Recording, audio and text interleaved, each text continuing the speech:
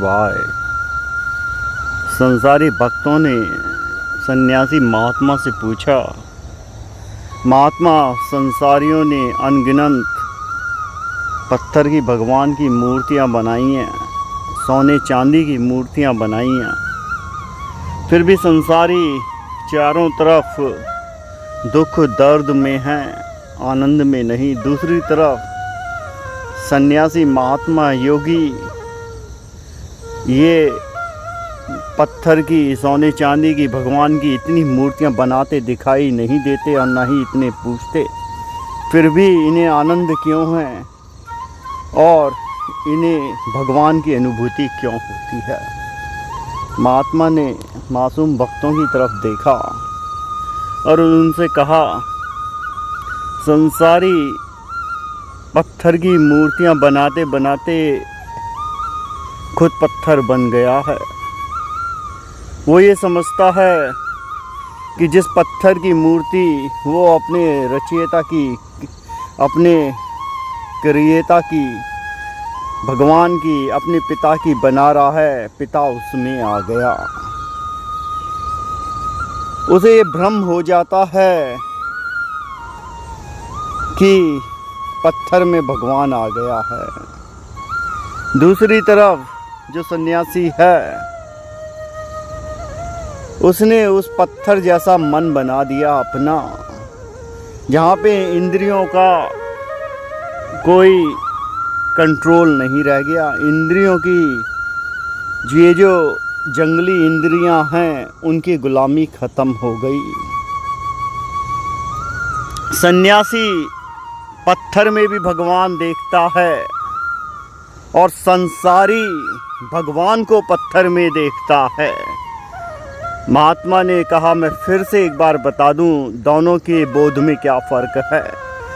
सन्यासी पत्थर में भी भगवान देख लेता है और दूसरी तरफ संसारी भगवान को पत्थर में देखता है, और भगवान को पत्थर में देखते देखते उसका हृदय पत्थर जैसा हो गया संसारी का, और उस हृदय पत्थर में प्रेम रहा ही नहीं। वो दूसरे संसारी को चारों तरफ देखो आज दर्द दुख दे रहे हैं, धर्म के नाम पर और पता नहीं कितनी चीज़ों के नाम पर। लेकिन सन्यासी की जब इंद्रियां ही पत्थर बन गईं, वो जंगली इंद्रियां जिनको फिक्स कर दिया, जैसे गीता में कृष्ण कहते हैं, उसने ये बोध कर लिया, ये जो पत्थर की मूर्ति है ये पत्थर की मूर्ति नहीं है। ये जो संतुलन है, ये जो आवेग है, मन का मचलना, इंद्रियों का डोलना, वो स्थिर कर दिया। वरना सोचने की बात है, तुम भगवान को पत्थर में कैसे डाल सकते हो। ये अज्ञानता नहीं संसारी की तो और क्या है। लेकिन सन्यासी ये जानता है, क्योंकि उसको पत्थर के भगवान की ज़रूरत नहीं है। वो उसका निरंकार रूप से परिचित है। जब वो शिव शक्ति फेद ध्यान योग में उतरता है, और गीता में जैसे कृष्ण कहते हैं, जब ये इंद्रियां शुद्ध हो गई और जब तुम मेरे पे ध्यान लगाते हो तो तुम मेरे पास आते हो, तुम मुझ में मिल जाते हो। जैसे एक पानी की बूंद सागर में मिलके सागर हो जाती है, तो सन्यासी ने वही करा है। वो जब आत्मा उसकी परमात्मा से मिलके परमात्मा में विलीन हो गई, तो उसके मन को मचलने का, बिचलने का, लालच से, ईर्ष्या से, घृणा से कोई मतलब ही ना रह गया। उसका मन इतना प्रेम से भर गया कि उसे पत्थर में भी इंसान नज़र आते हैं और भगवान नज़र आता है, क्योंकि हर इंसान में भगवान बसता है। तो ये अपनी अपनी समझ है। चाहे हीरे क्या मूर्ति बना लें, चाहे सोने चांदी की बना दें, आप भगवान को पत्थर में और सोने चांदी में देखते हैं, और दूसरी तरफ सन्यासी पत्थर में, सोने चांदी, हीरे में भी भगवान को ढूंढ देता है। आप समझें, जिसके अंदर इतना प्रेम हो किशन ने तो कहा कि जीव जंतु, लिविंग एंटिटीज, उन्हें के लिए, और जो ह्यूमन बीइंग, जो आदमी हैं, जो जन समुदाय है, जो हायर ऊंची ऊर्जा है कृष्ण की, उन्हें बराबर देखें। पेड़ पौधे पत्तियां ये सब। लेकिन सन्यासी तो उससे आगे भी चला गया।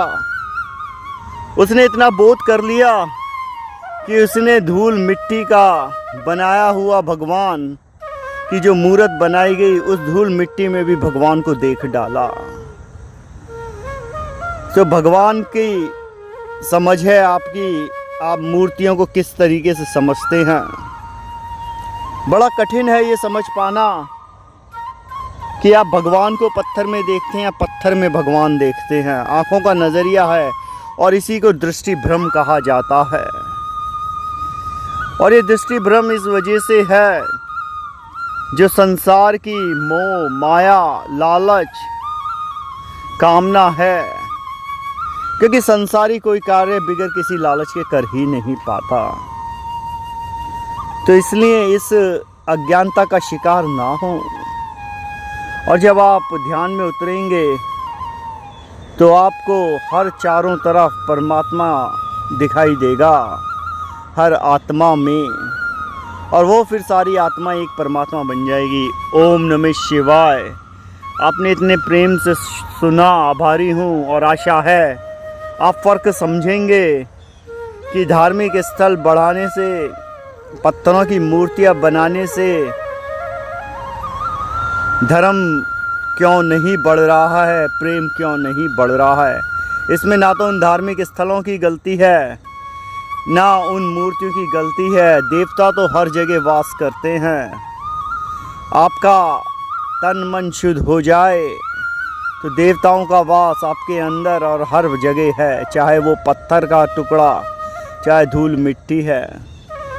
ओम नमः शिवाय।